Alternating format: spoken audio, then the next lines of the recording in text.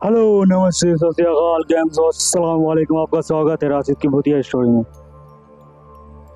भाई, सपोर्ट करने में, देखने में, सब्सक्राइब करने में, लाइक देने में पैसा लगता है। पैसा लगता है तो बोलिए, मैं आइंदा से बोलूँगा नहीं। सिंपल सा बात है, मैं बोलूँगा नहीं।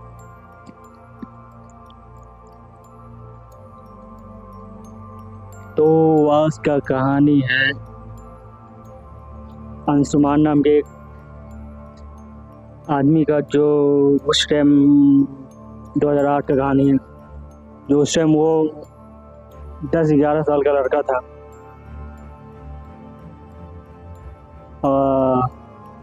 सही नटखट लड़का, जो खेलता कूदता, दिल का साफ था पहले।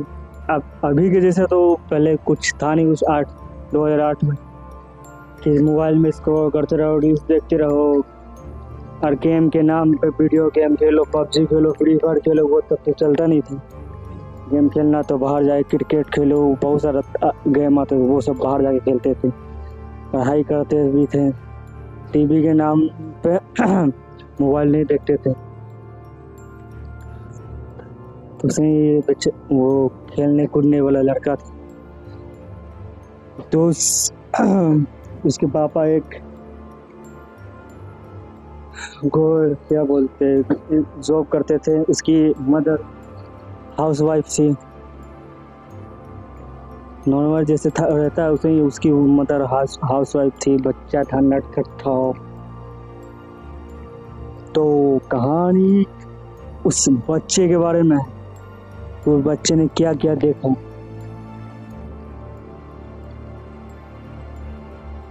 मालूम है? तो कहानी स्टार्ट करता हूँ मैं।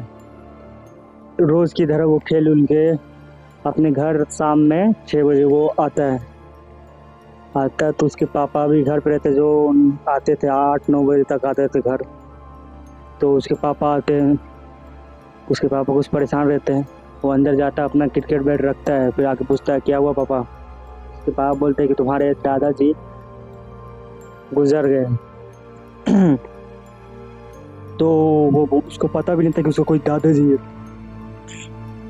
बात ही ये था कि वो एक गांव में रहता था पहले, मतलब पढ़ाई कॉलेज में से किया है। फिर वो शहर आया, उससे एक लड़की से प्यार हो गया। उसके जो पापा थे, मतलब वो जातिवादी, मतलब जात पात को मानते थे। तो वो लड़की, जब वो बताया कि मैं इससे प्यार करता हूँ, तो उसके पापा नहीं माने, बोले कि तुम्हारा उससे शादी नहीं हो सकता, ऐसा ऐसा बोल के मना कर दिए। मगर वो तो आशिक था, वो बोला कि हम तो करेंगे भाई।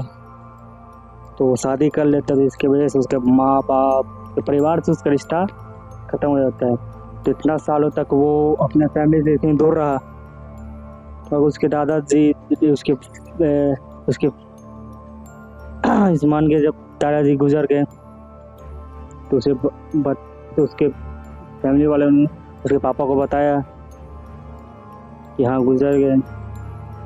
तो घर का बड़ा बेटा वो था, तो सिंपल सा बात है, उसको बुलाया गया। सारा रिश्ता खत्म। उसको मतलब अपने घर में जायदाद ये सब सगल लालच भी नहीं था, इसलिए इतना दिन से कभी वो, मगर उसको माँ ने जब कॉल किया कि बताया कि ऐसा बात है, तुमको आना पड़ेगा, तो वो मान गया, थर्ड से नहीं मान गया। तो अगले दिन पूरा बैग पैक करके पहुंच जाता है गांव आयुष्मान। तो उसको शुरू से मतलब देखना था गांव का लाइफ कैसा होता है गांव में, क्योंकि उसके सारे दोस्त जब छुट्टियां होते थे तो गांव जाता था। अब वही एक था कि गांव नहीं जा पाता था। उसको शुरू शौक था, तो उसका एक शौक भी पूरा हो गया। तो सिंपल सा बात है, वो खुश बहुत था। फिर वो गांव जब पहुंचता उतरता है, उसके जो दादा थे ने, मतलब वहाँ के जमींदार थे। जमींदार थे, तो ही आते हैं, तो घर जाता है, तो सही आता है, चिता उता को आग उग लगाता है। उसके बाद वो अपने घर जाता है। उसकी माँ के अलावा उससे कोई मतलब बातचीत नहीं कर रहा था। उसकी माँ बहुत खुश हुई अपने पोते को देख के। उसका एक छोटा भाई था। आयुष्मान के पापा का एक छोटा भाई था और एक बहन थी छोटी, जिसका अभी तक मतलब उससे छोटे, जिसका शादी हो चुका था, सब पहुँचे हुए थे। फिर वहाँ पर बैठक लगता है। बैठक में मतलब कि बोला जाता है कि पापा का, उसके पिताजी का दौलत सब में कितना कितना बटेगा। एक दिन के बाद होता है ये। तो फैसला होता है तो वो सब बोलते हैं, उसके फैमिली वाला बोलते हैं इसको तो उन्होंने बहुत पहले ही अपने जायदाद से बैग हटा दिया था। बैग कथर कैसे बोलते हैं उसको, हटा दिया था।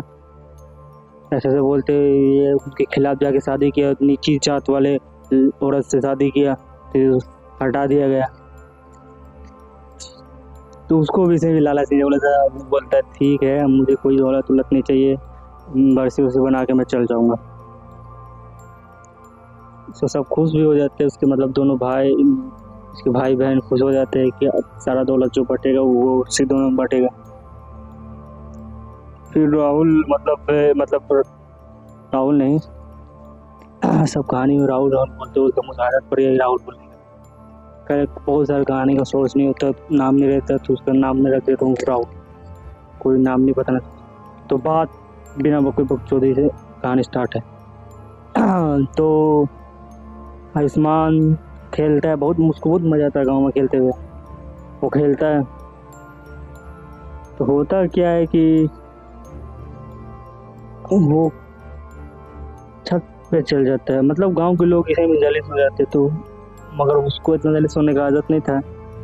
वो जब ये 9 बज रहा था और वो छत पे था, जब एक अचानक से एक बुजुर्ग आदमी, तो बुजुर्ग थे, बड़े बड़े मोछ रखे हुए, दाढ़ी रखते, बाल पका हुआ है, वो उसको बुलाते कि आओ।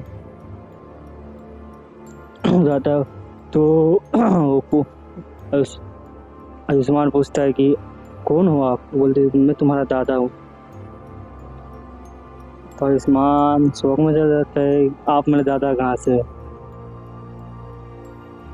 वो तो डेट कर गई। बोले मैं तुम्हारे दादा का दोस्त ही हूँ, तुम्हारा दादा ही लगा।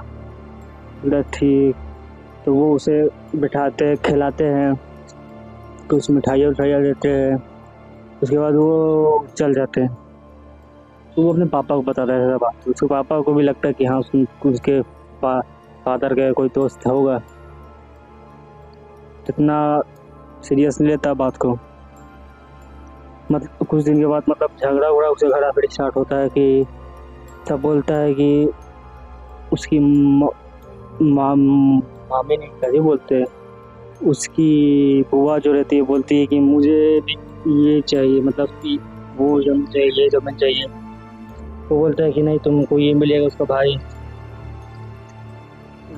उसका आयुष्मान के पापा को कुछ नहीं चाहिए था, वो तो से मना कर देते। बहुत झगड़ा उगड़ा हो जाता है, बहुत मतलब इतना हो जाता है कि आपस में सब लड़ाई के मतलब हाथापाई तक होने लगता है। तो फिर पंचायत बैठता है, फिर बातचीत होता है, बोलता है इसका फैसला तो एक ही आदमी कर सकता था, वो जो आयुष्मान के दादाजी है वही कर सकते हैं इसका फैसला। तो सब इसे मतलब बोलते हैं, तो ऐसे कैसे होगा, तो उसका कोई रास्ता उसका। तो अचानक से क्या होता है कि उसकी बुआ जो रहती है अचानक से मतलब बोलती सर घुमाने लगती है और बोलती है कि उसका आत्मा, उसके पापा का आत्मा मेरे अंदर आ गया। बोलता है कि मेरी बेटी को मैं बहुत प्यार करता था, ये वो लौड़ा लहसुन सब करने लगता है। बात यहाँ यह था कि तो यकीन तो किसी को नहीं होता, फिर बोलती है कि सही बात है, फिर सब बोलता है ठीक है तुम, पंचायत बोलता है ठीक है तुम्हारा बात मैं मान लेता हूँ, तुमको ये चाहिए ये मिलेगा। तो चाचा फिर गुस्सा आ जाते हैं।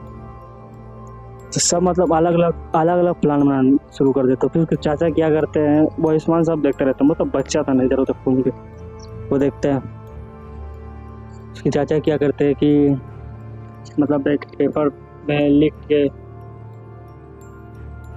कि मेरा जितना भी प्रॉपर्टी है वो सब उसके मतलब उसके चाचा के पास चल जाए, ये लिख के वो क्या करता है कि उसके चाचा के रूम में, उसके दादा के रूम के बाहर फेंक देता है।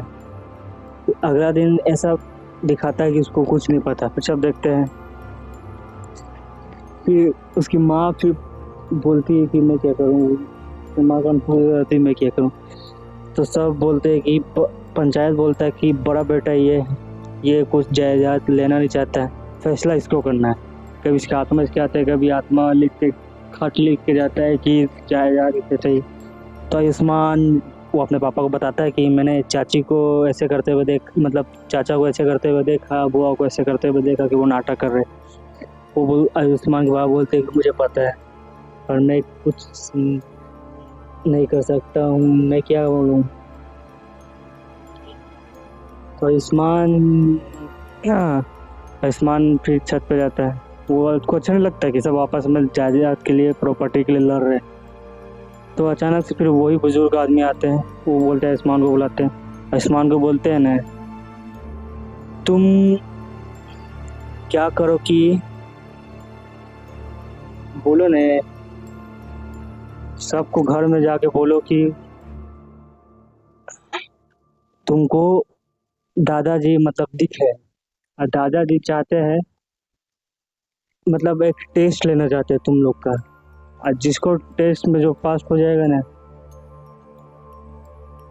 वो उसे दौलत मिलेगा। तो आयुष्मान बताता है, सब घर में जाके सबको बताता है ऐसा ऐसा बात है। तो आयुष्मान के पापा बोलते हैं कि ये बच्चा के बात पे क्या मानते हो। सब मान जाता है, पंचायत भी मान जाता है, हाँ ये बात ठीक है। उसके दादा वो तो उसके चाचा बोलते हैं, अरे इस बच्चे का बात मान रहे हो, ये किसका बेटा है, उसके पापा उसे पसंद नहीं करते थे। बोलते पापा उसको पसंद करते, ये उसको पोता है, हो सकता है कि उसके पास आके कहा। तो सब मान जाता है। टेस्ट फिर बोलता है कि जाओ तुम उनसे पूछ के आओ कि क्या कैसा टेस्ट लेना चाहते हैं। तो बोल सिंपल सी बात है, बोलते हैं कि एक पानी का घड़ा ले लो, अब अपना अपना नाम लिख के सब उसमें डाल दो, अपना अपना नाम लिख के सब उसमें डाल दो। जिसका भी नाम भूल गया, दौलत उसके उसके पास ज्यादा जाएगा।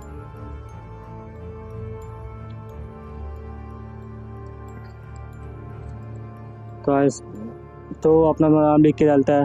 तो आयुष्मान के पापा बोलते मतलब वो जो बुजुर्ग आदमी वो बोलता है कि तुम बोलना नहीं, बच्चे को बोलता है, आयुष्मान को बोलता है कि तुम अपने पापा का भी नाम उसमें डलवाना।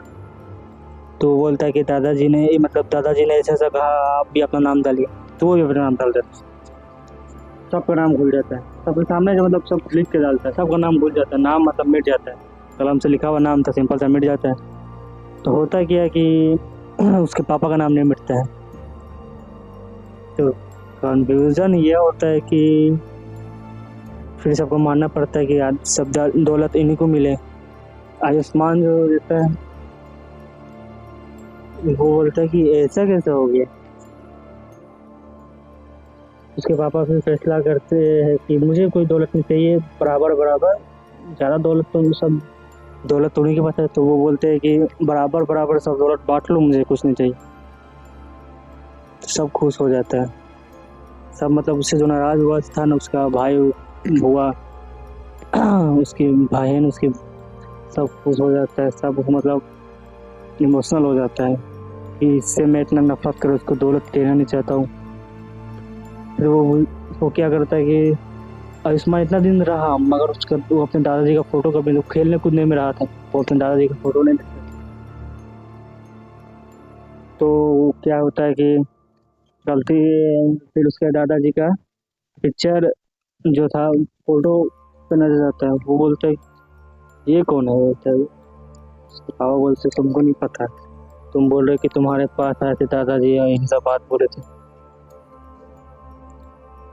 जी, वो आए थे तो एक वो अपना कहानी मतलब वो बताता है, ऐसा बात है कि वो कोई अंकल थे, वैसा ऐसा बोलते वो तुम्हारे दादा ही मतलब उसके पास उसके दादाजी आके वो चाहते थे ऐसा ऐसा हो कि दौलत मिले उसको, मगर वो बांट देता है। मगर तभी उसके दादाजी खुश होता है, उसके दादाजी फिर बोलते लास्ट और उससे मिलते बोलते तुम जैसे उसे रहो, अच्छा बनो, तुम्हारे पापा जैसे उसे रहो। मुझसे गलती हुआ कि मैंने तुम्हारे पापा को निकाल दिया ये जात पात के चक्कर में। असली चीज़ होता है प्यार और इंसानियत।